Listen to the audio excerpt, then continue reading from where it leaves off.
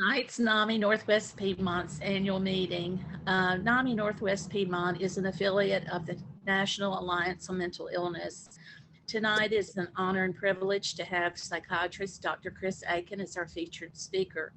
Dr. Aiken is the director of the Mood Treatment Center in Winston-Salem, which opened in 2008. He is also an instructor at the Wake Forest School of Medicine and is active in medical research. Dr. Aiken has published on the diagnosis and treatment of mood disorders. He and Dr. James Phelps of Corvallis, Oregon, co-wrote Bipolar Not So Much, subtitled Understanding Your Mood Swings and Depression, which was published in 2017. Dr. Aiken and two others co-wrote the textbook Prescribing Psychotropics, I believe, from drug interactions to genetics. He is also the editor-in-chief of the Carlat Psychiatry Report and host of the Carlat Psychiatry podcast. I'm not sure if I'm pronouncing that correctly. Additionally, Dr. Aiken has written several publications regarding diet and brain health, the antidepressant diet, omega-3 fatty acids, probiotics, and the Depression and Bipolar Workbook. Tonight's topics center around those issues and the effects of the diet and probiotics on the brain. So we look forward to your presentation, Dr. Aiken, and welcome. Thank you, Linda. And thank you everyone for joining today. I'll try to make this as lively as I can by Zoom. And I'm going to present some slides that I've presented to professionals before, but I think I'm with a very talented and thoughtful audience, so you'll be able to get most of what is here.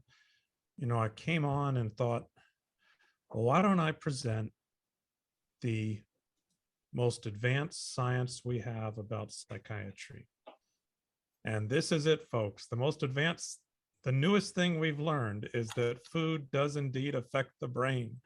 And that's very exciting. I remember a patient I saw 15 years ago who was on disability for depression, and he was so depressed that he didn't even want to ever change treatment or meds or go to therapy or anything. He just like, keep giving me the same stuff, doc, because this is as good as it gets. And I'm trying to encourage him to do every possible thing to help, and he's never taken it. And then one day he walked in with a spring in his step, and he was no longer that morose, unmoving person. He was very expressive and full of ideas. And I said, what has changed? And he looked at me and said, well, I stopped eating fast food 3 months ago. Now, that was in 2005, and I wasn't trained to ask people about what they were eating.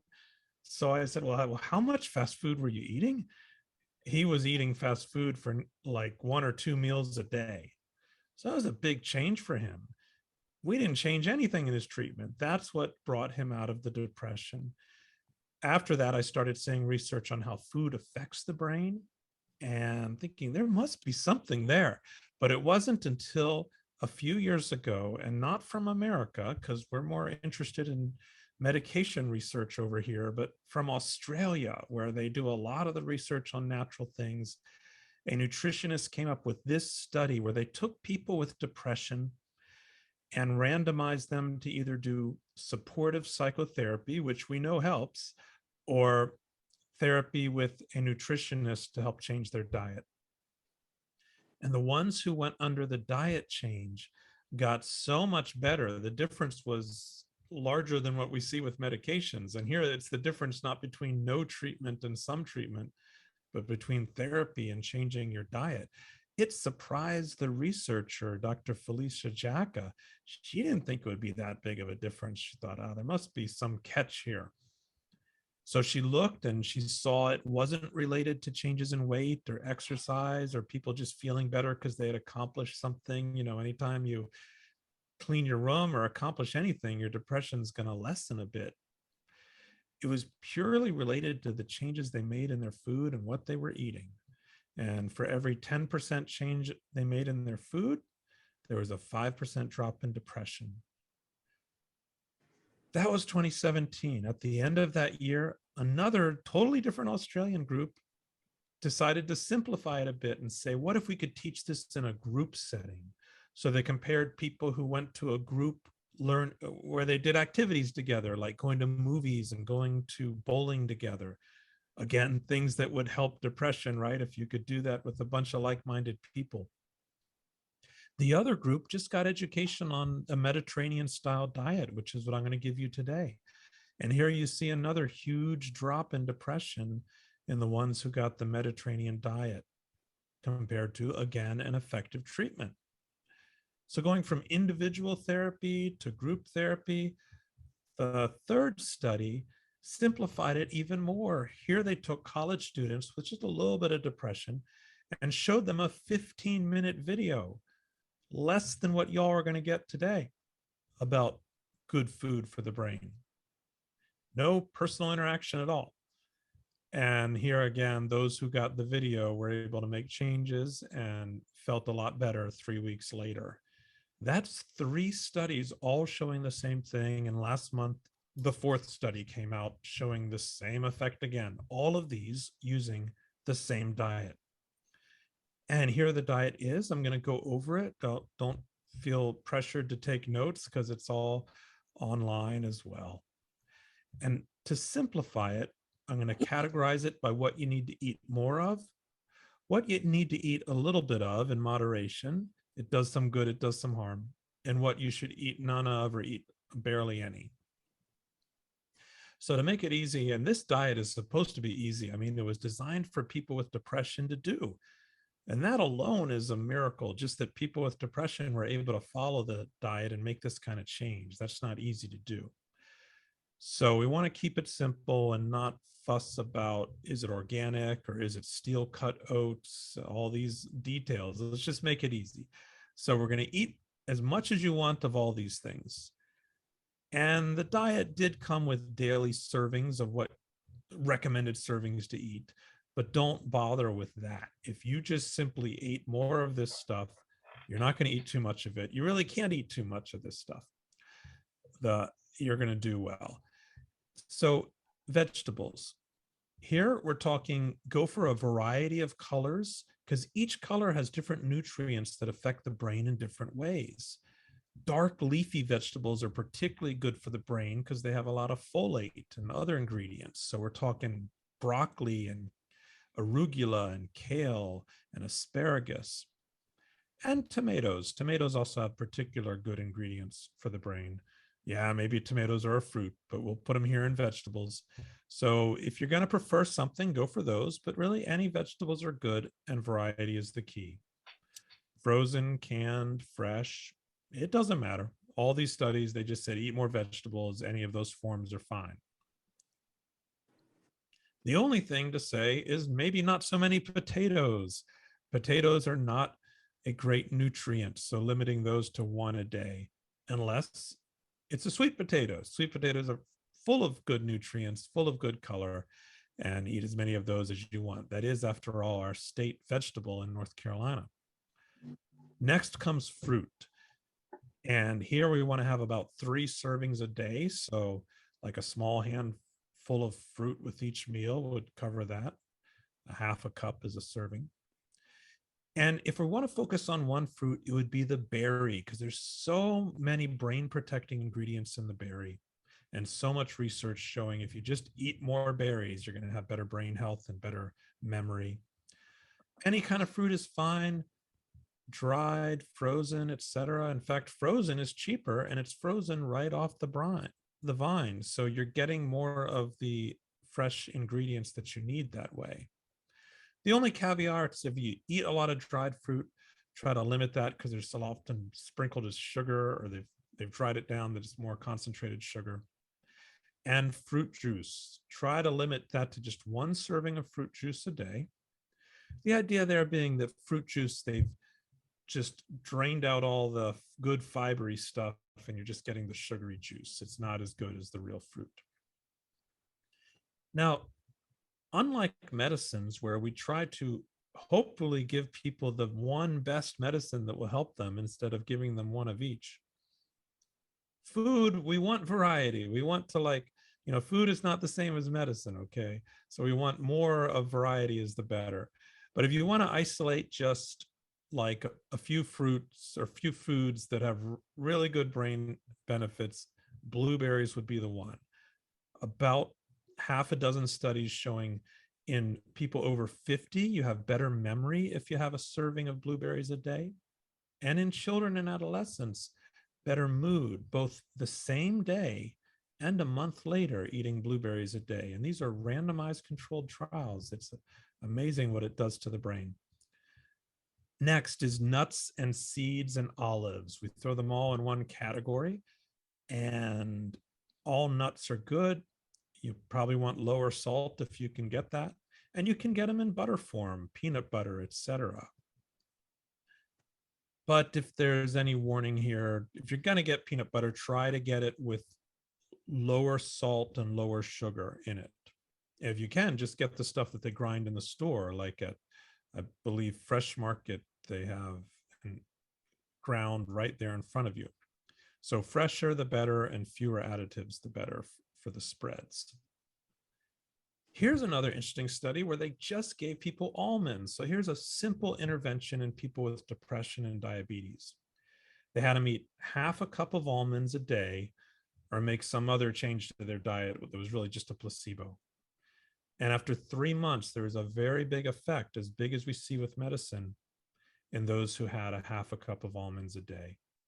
What a simple change to make in your diet. And that leads to weight loss. It's good for your health. Lots of studies show that the more nuts you eat, the longer you live. So you can't really overdo it with nuts. They're good for the body and good for the brain. And I'll say, there's no real mystery to this diet. Nearly everything in here is based on what's good for the body. I mean, this is real, like showing us that psychiatric problems are medical problems, right? The brain is sitting in the same pool of blood that the body is. So all they did was take research that we knew was good for the body and start looking at it, how it affected the brain. Now, the next one is whole grains. And this is interesting. When I saw this, I thought, oh, that must be like the whole grains are the lesser of evils, because we all know that bread's not good for you. But no, 100% whole grains are actually good for you, prevent diabetes and good for the brain. It's kind of like the analogy of fruit juice is not so great, but fruit is great, because whole grains have the whole thing, like the fruit. Refined grains, enriched flour and all that, like we normally eat, it's been stripped away. So you're getting like just the juice. So here we want to go for the whole thing. And this part's a little confusing. It's so much false advertising out there, but basically any carb, we're talking pizza, rice, cereal, bread, crackers, can be purchased or made in 100% whole grain form. Question is, how do you get that? Well, here's that picture, like I said, of the grain. You're getting the whole grain, not the stripped away grain. And every grain comes in a whole form. It just means the whole natural form. Normally we eat wheat, so we look on the label for whole wheat, but you could have whole sorghum or whole barley or whole buckwheat. Any of these could be whole. And you notice right there, when it comes to rice, we got black rice and wild rice and brown rice are going to be your whole ones. So look for the color on the rice. An easy way to select products is to look for this stamp, which is 100% whole grain stamp, but not everybody uses that. It's not required. So the other way to look for it is to look at the ingredients and look for products where the first ingredient is the word whole, or maybe the second ingredient after water. Whole wheat is usually what you see. Or if it says 100%, you look for that 100% on the label. So we have Dave's bread as a popular one. Most of your sprouted breads, like the Ezekiel that you see in the freezer at the store, is going to be whole grain. So these are all good examples. These are not good examples. So why not? I mean, this one's made with whole grains. Well, that just means they sprinkle a few whole grains in and the rest of it is enriched grains. This one's multi-grain. That just means it has several grains, but it doesn't mean that any of them are whole. And what about good old rye? Well, rye is dark, but I didn't say eat dark bread. I said eat whole grain bread. So it's not to do with the color. Lots of brown breads are not going to be whole grain. And here we have one, sorry to pick on a local product, but Sara Lee's 100% whole wheat. Now, this is where it gets a little dicey. It is 100%, and the first ingredient is whole wheat. But I singled this one out because look at all the other ingredients. High fructose corn syrup, ethyloxylated diglycerides, sodium stearyl acetate, that's been linked to ADHD. So this one just has so much processed junk in it that it's like kind of sticking a Mars candy bar inside a chunk of salmon and thinking it's good for you, right? It's really like a mix of the best and the worst here. So when you read those labels, and I'll get to that more, you're going to look for more pure ingredients along with the whole grains. Crackers, I've selected a few that I find at the grocery store there. And here's one that's not. So whole grits, what's wrong with this? Well, the first ingredient is enriched unbleached flour. So that's not whole at all. It's just the whole grains appear way down the list. So they just sprinkle a few in. Here we have pasta comes in whole wheat form, and I singled out Bio Natura because this one, all the taste tests, this one came up the best of the whole wheat. But the same company makes a non 100% whole wheat one, which looks almost the same. I don't like this stuff. It tastes like cardboard, but I will say I've tried this product and it tastes pretty good. I order it on Amazon or sometimes it's at the grocery store. And here's a fun one. Popcorn is always whole grain. I mean, think about it. You look at that corn, it's the whole corn and then you're popping it. You're getting the whole thing. So that is a fun brain-friendly snack. You just want to try to make it yourself. And I've given a quick recipe here for making it with extra virgin olive oil that's brain-friendly, because that microwave popcorn is going to have a whole lot of brain-unfriendly ingredients stuffed in it. The next thing to eat more of is fish, and particularly oily fish like salmon and anchovies, mussels. These are rich with omega-3s that are good for the brain. And look, here is a picture of a bunch of chefs in Washington that the Washington Post brought together to do taste tests. You see, they're doing these taste tests. They got the little bits of salmon on their styrofoam plates. And the Washington Post thought, as a joke, they would throw in the Costco frozen salmon just to trick them. But lo and behold, at the end, Costco frozen salmon was the chef's favorite by far. They liked it way better than all the other salmons. And this is the cheapest salmon you can get. So why did they like it so much? Well, it's Costco, you know, they know what they're doing. And it was frozen right off the docks. They're just taking it off the docks and freezing it. So you're getting it really fresh. But, you know, we don't live in Wilmington. And I went to Fresh Market one day and I said, I'll just take whatever fish is freshest. Which one of these is the freshest? And the guy looked at me without any irony and he said, well, this haddock is freshest because it was just defrosted an hour ago. So all that stuff you see there has just been defrosted and sitting there at all the grocery stores. You may as well get it frozen and defrost it right before you're going to eat it. I put that up there because I want to emphasize that this diet doesn't have to be expensive. In fact, in the study in Australia, people ended up spending less money when they switched to this diet, mainly because they're buying less processed stuff. And the next ingredient is real cheap, beans. That's about the cheapest thing you can get at the grocery store. And hummus counts. Tofu can also count. And the last ingredient to eat more of, I suppose this one you don't want to like drink it by the bottle, but don't don't sweat it if you're having a lot of extra virgin olive oil. It's the healthiest oil out there. And the word extra, just like whole grain, means that it's got the whole thing. It hasn't been stripped away of a lot of the nutrients. So a lot of the antioxidants and brain-friendly ingredients, phenols, plant chemicals that help protect the brain are all in there. Now, a question often comes up of, can you cook with extra virgin olive oil? And yes, you can. I was surprised to learn this. It doesn't burn until you get above 400. So unless you're doing super high heat cooking, I would recommend to switch all of your cooking oil to extra virgin olive oil. I cook that popcorn in it, for example.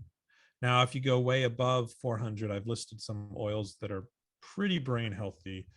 Avocado is probably the best that you can use. And people sometimes question me on this, so I include this study. This is basically data showing that EVOO, extra virgin olive oil, has the lowest rate of converting into junk. That's oxidated breakdown when heated at high heat.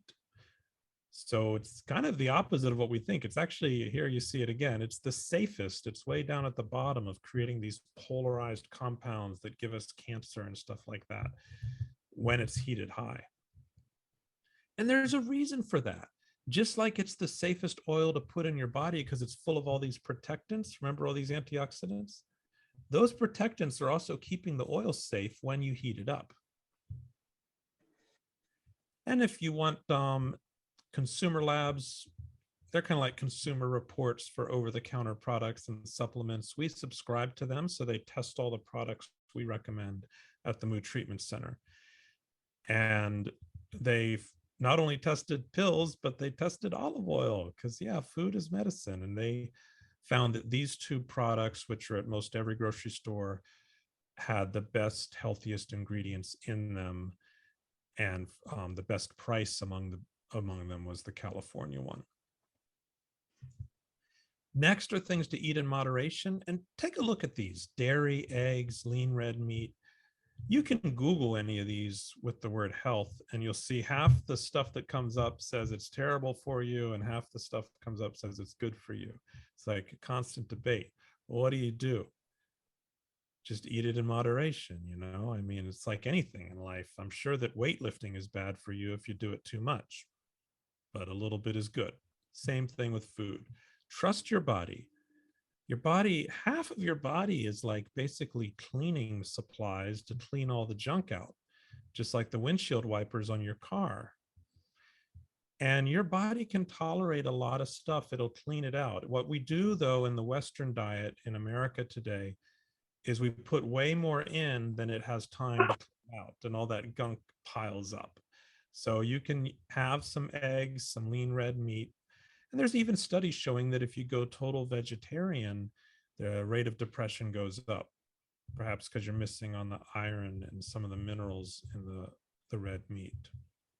Eggs have this ingredient called choline that's very exciting because it's good for the brain. And there's several studies now showing that if women take choline as a supplement, choline,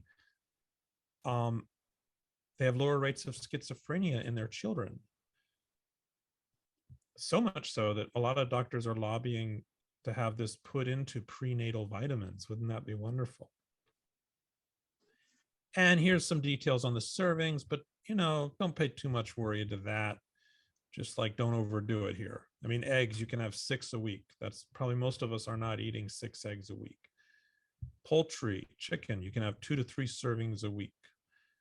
And lean red meat, 3 to 4. So when you add that up, that's kind of like 1 serving of meat per day. Not a big thing to give up there.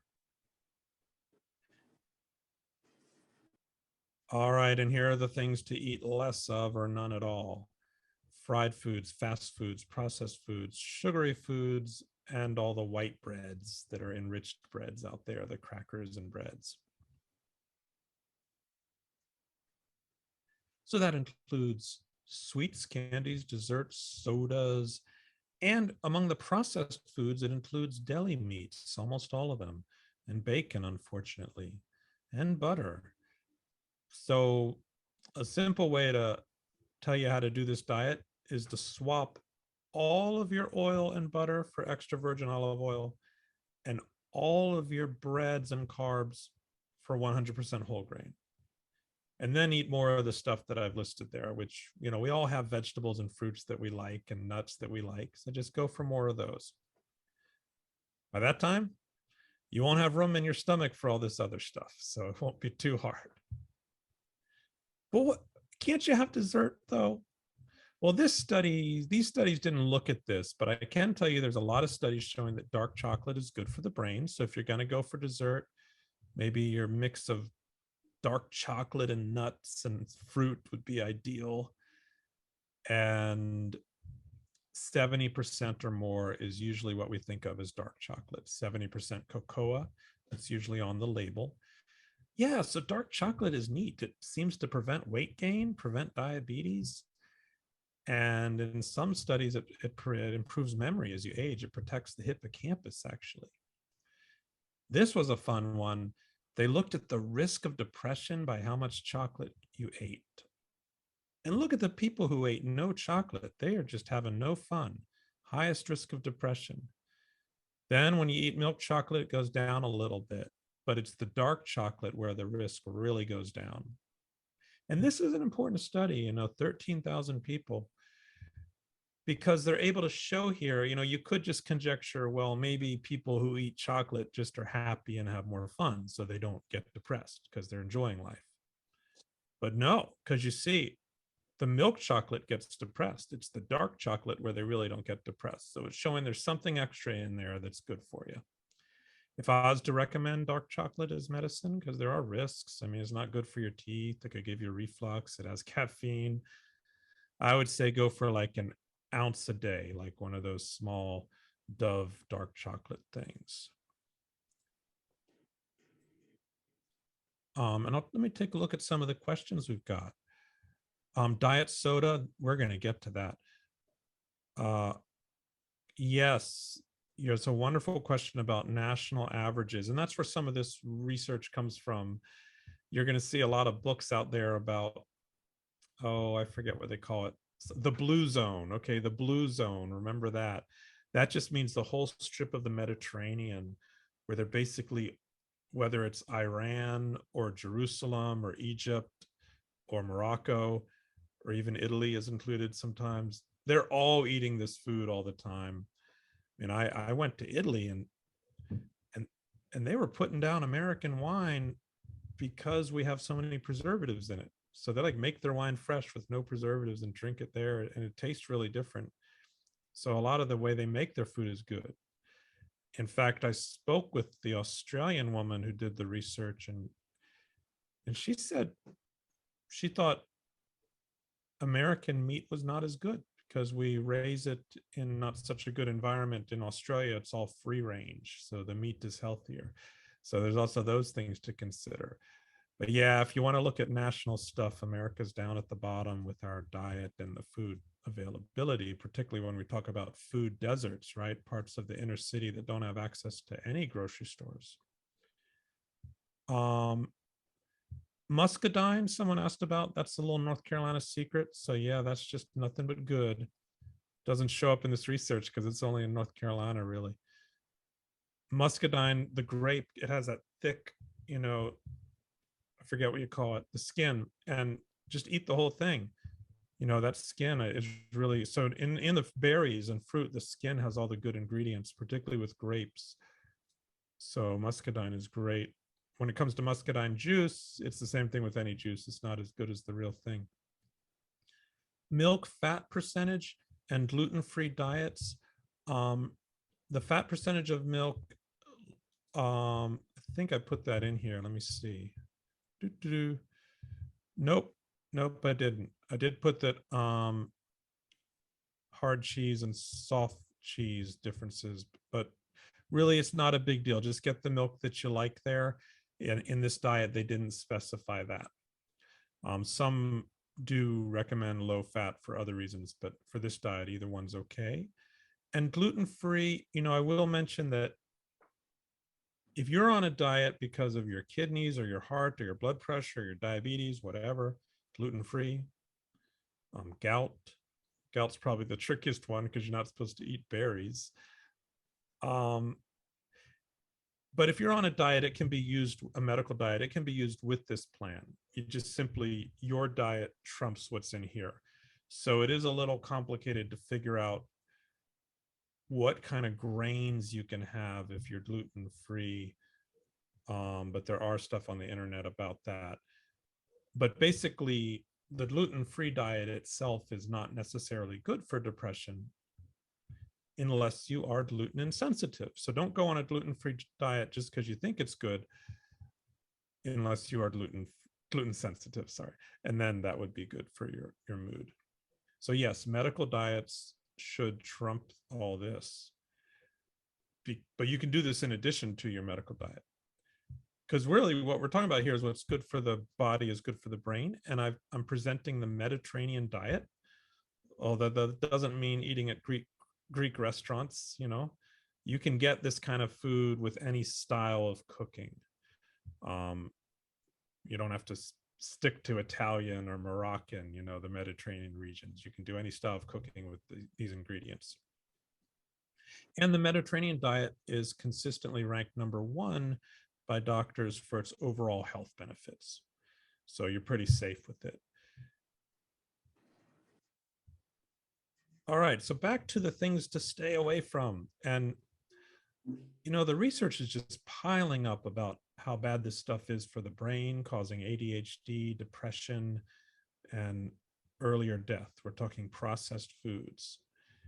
So if you're gonna buy stuff that's processed means it's changed from its original form. So technically canned tomatoes are processed, bread is processed.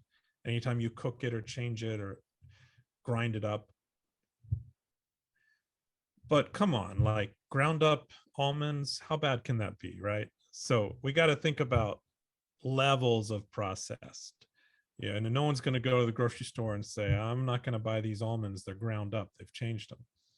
So we want to look for fewer chemical ingredients that you can't pronounce, lower salt, and lower added sugars. Those would be my top purchasing things when I look at the label. And we want to stay away from highly or ultra processed foods. I made a little list there of some of the ones, but you can think for yourself. They're so transformed from nature, they don't resemble it anymore. But some of them, frankly, we've gotten so used to eating that we think of them as normal or natural, like candy and frozen desserts and chips and pre-made sauces. Right? Who would argue with that? Ketchup is highly processed. All right. So it's a little complicated to figure out what is processed. The NOVA classification is the only scientific classification of it. And a quick way to get that, if you want to go that route, is this free app called Open Food Facts. And I had some fun with it. It gives you a score on every food, and it's pretty thorough. It got everything that I bought. And you just scan the code, and it tells you the score. So this way you can buy pre-made stuff and try to buy the healthier version. You know, you go and you see a whole bunch of granola, you don't know which one to buy, just scan them and it'll tell you. So I went through my cabinet with it and I found these two. Ezekiel cereal, that was from Whole Foods. And look, I got an A. And here's that pasta I told you I buy from Amazon, the Bio Nature. I got an A on that one too. These were just my A's. I'm not showing you the rest of the stuff that I got. Okay. Now, 2 years ago, the government said you have to start listing added sugars separate from sugars. And I'm very excited about that. I think this is very helpful for people to know. Because technically a banana has a lot of sugar, right? And if you grind up a banana, you got this nice smoothie, still got the sugar. So what's wrong with that? That's good sugar because it's balanced with so many healthy stuff.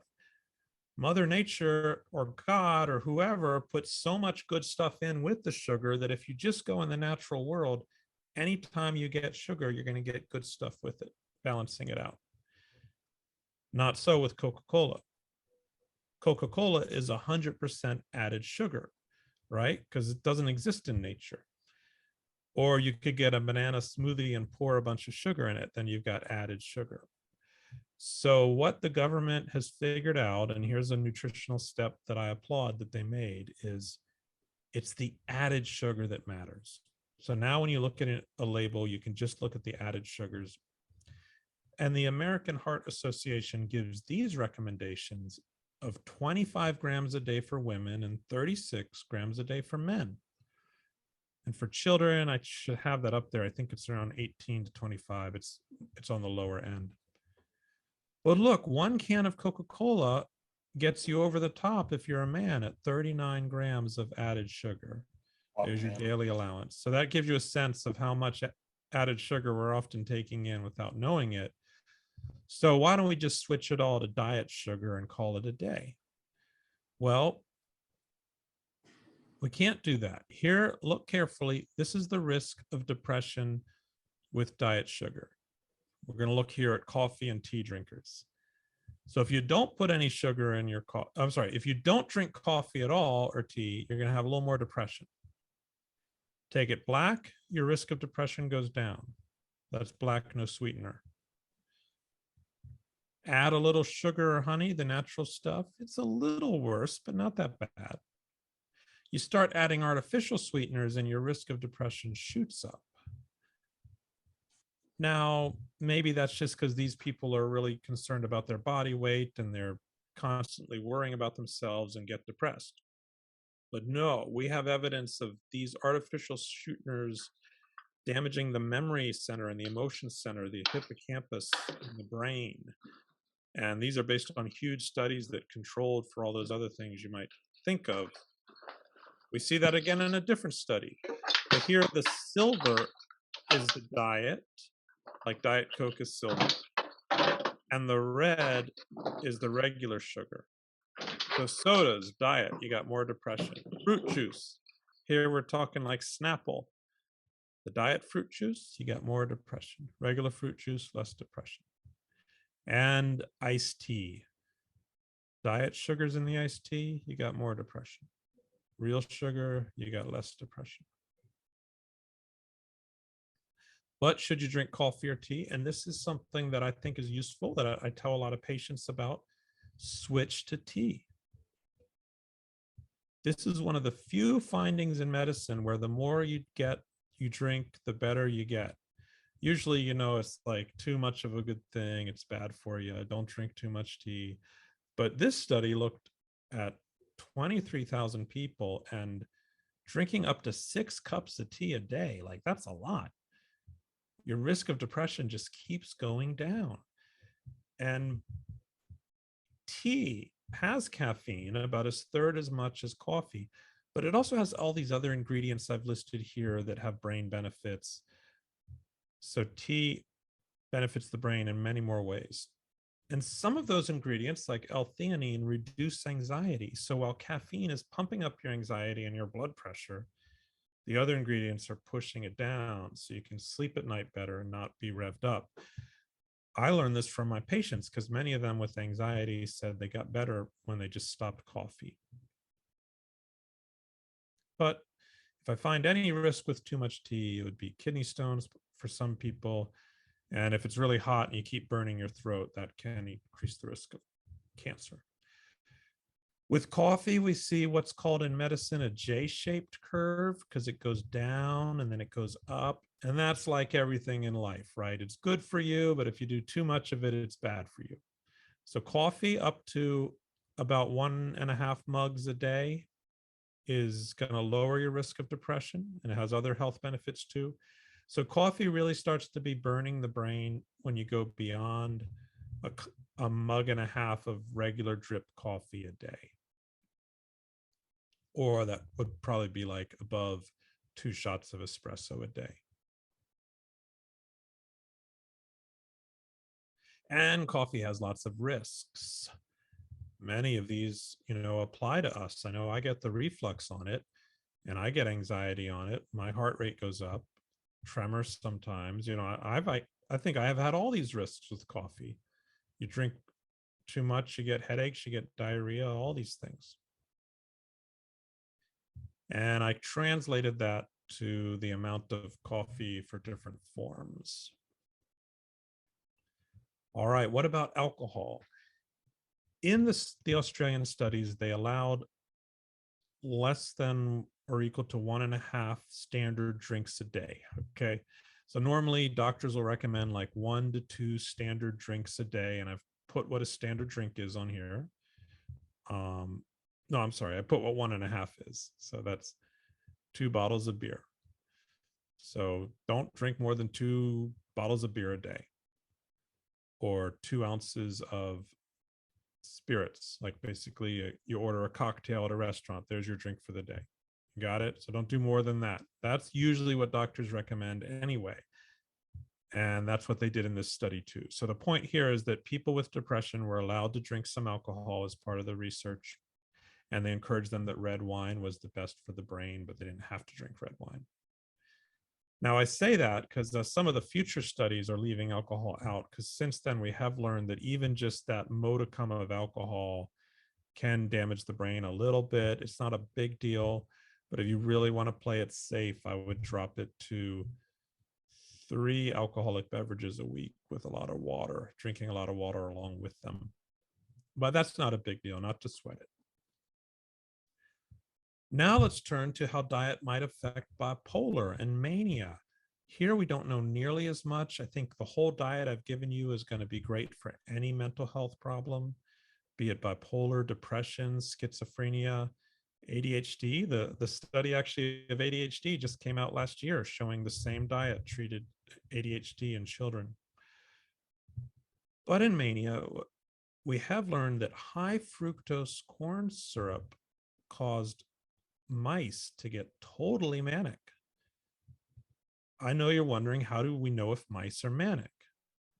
Well, they do lots of tests. One is that they're fearless. They'll go way out on a limb, literally a limb, and jump off it, like do dangerous stuff.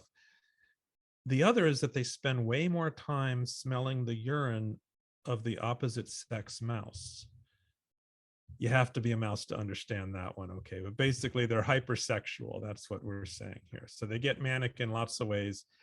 And what was scary about this study was they were just giving them the amount of high fructose corn syrup that the average adolescent eats. And it was driving them crazy after a month of that, which is kind of like after 2 or 3 years for an adolescent. This is another interesting study. It got a lot of press. Johns Hopkins was trying to figure out which foods cause mania. And they halted the study in the middle of it because they saw this huge spike of beef jerky causing people to get hospitalized for mania. And so they figured they need to get to the bottom of this quickly. And they ground up the beef jerky and gave it to mice in different forms to figure out what it was. And basically they narrowed it down that it was real. There was something about the nitrates in the meat that was affecting the animals, kind of in the opposite way that lithium affects them. So doing something real in the brain and causing mania, and indeed these mice were also getting manic on the beef jerky. We don't know yet if other similar nitrated meats like bacon and hot dogs do the same thing. But look, I already listed bacon and hot dogs as food to avoid. And I think if there were, as a doctor, if there were 2 foods I would avoid, it'd be hot dogs and French fries. I think those cause a lot of health problems with too much of those. All right, I'll shift to a brief review of some natural supplements. What if you can't eat all this good food? Can you just get it in a pill? Well, I don't know. We don't have good studies on that, but we do have studies that a lot of natural supplements help. And the 2 that I recommend most highly are omega-3 fatty acids, which is really pulled out of salmon. So you're getting like the dose of salmon that way. And we have lots of studies showing these treat depression and ADHD and other problems. But one caveat, most omega-3 products out there do not have the right ingredients the brain needs. And I've listed that here on the other slide. They have to have a lot more a lot more EPA than DHA, the 2 ingredients. But to keep it simple, I keep a list of products that were tested by consumer labs and have the right ingredients at a good price on our website, moodtreatmentcenter.com/products. We have the omega-3 there, and we have the dose on how to take it. Probiotics are going to be the next stage in mental health food research. And probiotics are the gut flora, all the microbiome, the bacteria in your gut. And they can be good, healthy bacteria that help you stay healthy, or they can be nasty bacteria that don't help you so much. And to get a good, healthy probiotic accumulation in your gut, you got to first eat the right stuff so that these bacteria live and stay healthy. In fact, if you don't eat the right stuff, which I've listed here, but it's really just the diet I've already given you, nuts and fiber and tea and fruits and vegetables, all the good stuff is what you eat. They'll love it. Yogurt. If you don't feed them right, those bacteria nibble away at your gut, causing what doctors call leaky gut. Basically, all this inflammatory gunk leaks out of your gut into your bloodstream and causes inflammation, which causes depression and causes a bit of brain shrinkage. So it's all about fighting that inflammation and helping the mind-gut connection, which goes through the vagal nerve. You may have heard of the vagal nerve stimulator, the new super treatment for depression that works when medicines have not. It's a surgery though, so it's difficult. The vagal nerve. So the vagal nerve is tightly connected to the brain and the gut. That's the brain-gut connection. And bottom line is that getting healthy bacteria helps balance that whole system and reduces inflammation. But you can't just dump probiotics in there, and you can, that might help some. You want to have a good, healthy diet for them to eat to begin with. Then you can start dumping the probiotics in, and you can get probiotics from these types of foods, so yogurts and fermented foods. We're talking brined foods like pickles and kimchi, and from that kombucha drink that you see in the grocery store all the time. And if you want something to swap for your soda or alcohol after this talk, go for kombucha and find a flavor that you like. So you can get probiotics from food, or you can take a capsule, or you can do both. And there's about 20 studies showing that taking a probiotic capsule improves depression, anxiety, and concentration. One of those studies, they found they gave it to people with mania in the hospital, and just taking a probiotic, it lowered their chance of rehospitalization 8-fold for mania. That's a huge difference you can make with just a simple intervention. Nobody knows exactly which probiotic to take because all these studies look at different bacteria strains, but I've listed some. I would just say go for variety. And I've listed some here that have a lot of the ones that have been researched for a good price that have been tested by consumer labs. A lot of different brands I've listed. All right, but your whole bacteria and indeed your whole body depends not just on food, but also on your lifestyle. These bacteria have a circadian rhythm. So other ways to improve your gut flora and your metabolic health are, of course, the big three: aerobic exercise, good sleep, and stress reduction, whether it's mindfulness or therapy or prayer or music or just being with good friends, whatever it is that lowers your stress.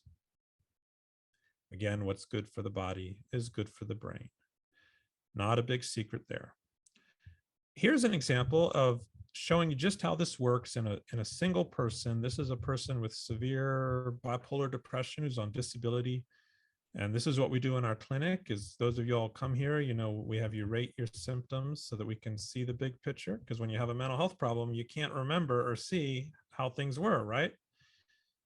So here I'm making lots of medication changes and nothing works. Then I teach her the diet. She gets better pretty quickly, bringing in lots of food journals with lots of oranges and vegetables, whole grains and sushi.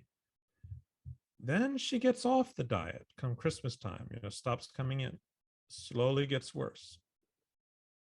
Now here, when she comes back much more depressed, she tells me she doesn't want to go back on that diet, that it did nothing for her because she's so depressed she can't remember how it helped her. And truly, it didn't cure her. You see, she's still depressed on it, but less depressed. So I show her the graph and she is convinced to go back on it. She goes back on it. And, she gets better. It's not dramatic. She gets better and then worse and then better. But you do see a trend here of getting better when she's back on it. Sadly, though, she decides to go off it again and gets depressed again. And that's what it's like doing this work. I know many of y'all have mental health problems yourselves or have it in your family, and we're all in this together. I go on and off the diet. Our patients go on and off it, and we see these kinds of changes. I've gone on it myself just to test it out. And frankly, I have to stay on it now because I feel sick if I go off it. I get like, I can't tolerate, but I think my microbiome has changed where I can't digest. All I want is a Chick-fil-A sandwich. Okay. That's what this is all about. And I can't eat them like I used to, but now and then I give myself a reward. I have fun and go have the Chick-fil-A sandwich and eat it slowly. And I can tolerate like one a month. But that's to remind you that one of the ingredients I didn't mention is enjoying the food. How can you get out of depression if you don't enjoy what you're eating? So that was actually in the study. They didn't want people to follow this diet strictly. They wanted them to focus on enjoying what they were eating so it's more sustainable and so they have joy in their life. And you can't enjoy it if you're following it strictly. So just follow it loosely, please. If you want more information, this is the book I wrote that has a lot of the diet in it. Half of the book is on the diet. The other half is on other physical things you can do during the day that improve your mental health. And here's some cookbooks that have good examples of this Mediterranean brain healthy food. Or for free, just go to our website /lifestyle. We have a lot of those things on it. We have the diet on it. And we got the cookbook they used in Australia. They were nice to give it to us so you can have it for free there. That's if you like eating kangaroo meat, which is in their cookbook, and some other wild stuff. Or you don't want the free version? Okay, fine. For $1,500 a day, you can go to Canyon Ranch and you can get the exercise. You can get the forest therapy. You can get the Mediterranean food. Little hot bath, Mediterranean food, some mindfulness. I think it's $2,000 a day now. Maybe you want the free version. Just do it yourself. This is what billionaires are doing. They're paying $2,000 a day to go get the same stuff that we tell our patients to do. But hey, at least they're doing stuff that's good for them. These are definitely the top things to do. You just don't need to be paying $2,000 a day to go walking in the forest. There's plenty of free trails in North Carolina and plenty of good ways to eat cheap Mediterranean food. All right, I'll turn it over to questions.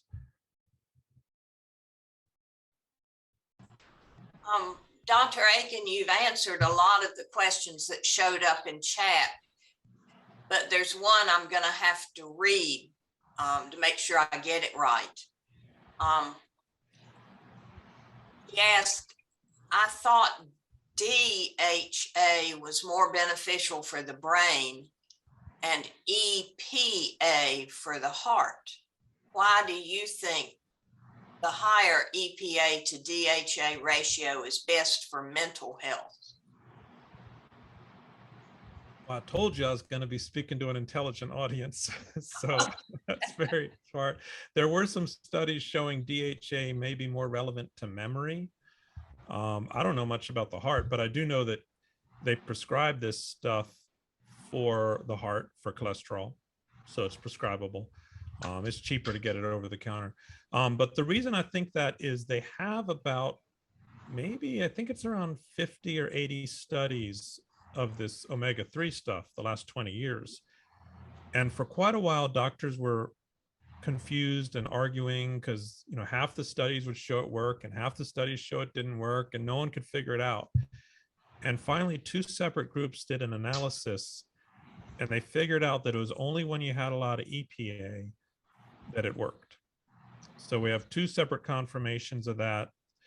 That's just a pattern in those 80 studies that when they had a lot of EPA, it treated the depression. When they didn't, and it was more equal or DHA, it didn't work. We don't really know exactly why though, because probably both of them are good in some way, and they're both part of a healthy brain. And this stuff, omega-3, it's called an essential fatty acid. Essential means you can't make it on your own. You got to get it from your diet or from the pill. And if you don't get it, your brain substitutes cheaper ingredients to build that house up here. And that cheaper ingredient is cholesterol, which, and this is interesting because it's one of the few times I can tell you the brain research aligns with what you see in people's mood. If you don't eat the omega-3, your brain cells are more brittle. They move kind of like brittle, like dried up leather. You know, it cracks easy. In fact, leather is made of skin, which is similar to brain cells. If you do eat the omega-3s, your brain cells are more fluid. They move like this. And isn't that what we see in people? That with omega-3, you're less irritable, you're more flexible, you're less depressed, you're less brittle.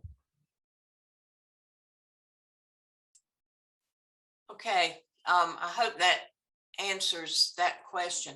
Could you go back to your slide that showed your website address? Yeah. So there's /lifestyle. Yeah. And /products. Those are the two pages that have the info you would want. So folks could also check out your website and get some more information while you're waiting for us to figure out how to make the recording available. Well, I don't see the chat room, so I hope we answered all the questions in the chat room. You've done very well. Yeah. There it is. Yeah, that's okay, great. All right, thank you all. Thank you all very much for letting me share this information with you. It's just very exciting. You know, they think that we'd have 30% fewer depressed people if we all just changed our diet. That's a huge chunk. And it's great for patients and people to know that it's not all about medications. There's other ways they can improve their mental health as well. It really empowers them. So I appreciate y'all spreading this, and try it out in your own life. I just got to warn you though, once you get on the diet, it's hard to get off of it. Well, I appreciate you saying we can occasionally have some of those fast food type things. You sure can. Yeah. Yeah. This guy, you know, one thing you'll notice in this diet, there's no calorie counting. Did you notice that? You can eat as much as you want. It's not about calories. And yet, even without calorie counting, people tend to lose more weight on this. You know, I believe that food is a weight loss medicine. You can eat food that changes your metabolism and hence helps you to lose weight. So it's not all about calories. It's also about how the food affects your body and affects your metabolic system. Yeah. Well, I never thought of it as being able to reduce depression like those studies show. That's absolutely blows my little mind. Yeah. Yeah, it's all about healthy brain and healthy body. That's just what it is. And of course, that's not the only reason people get depressed. There's genetics, there's stress, there's other things. You know, why does stress cause depression? That we think it's because it affects the stress hormones, which go raging too much and then beat up the brain, and you get brain changes. Uh-huh. That's exactly what happens when you eat fast food. Your metabolic hormones go raw, and then they beat up the brain, same kind of thing, or the chemical ingredients. So it's really quite similar, the way that stress affects the brain physically. I'm basically saying a McDonald's hamburger is a stress on your system, just like getting yelled at by your boss is a stress on your system. They're both stressful. And we may not be able to control our boss yelling at us, but we can control eating that hamburger and those French fries. That's a good point. Let's just say we have a lot more control. Oh, I've yeah. been there at Chick-fil-A where I have not been able to control it. So I want, but we do have more control. You're right. Well, we appreciate so much your willingness to share with us tonight. I know you've had a busy day. You're getting lots of things in chat thanking you for your time and your information. And I know folks will be logging into your website to check some things out. Great. Thank you. Good night, everybody. Thank you for joining us. Thank you.